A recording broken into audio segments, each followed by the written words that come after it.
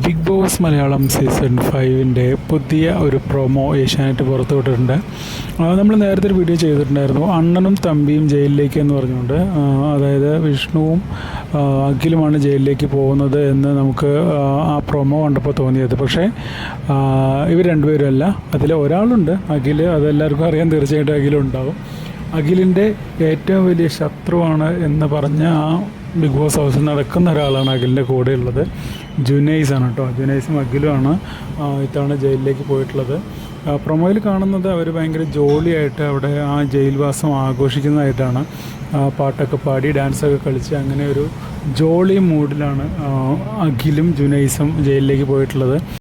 പ്രൊമോയിൽ കാണുന്നത് അഖിലും ജുനൈസും എൻജോയ് ചെയ്യുന്നതിനോടൊപ്പം തന്നെ big boss ഹൗസിലെ മറ്റംഗങ്ങളും കൂടെ നിന്ന് ആടിപ്പാടി ഒരു ആഘോഷമാക്കുന്നത് തന്നെയാണ് നമുക്ക് കാണാൻ സാധിക്കുന്നത് കേട്ടോ.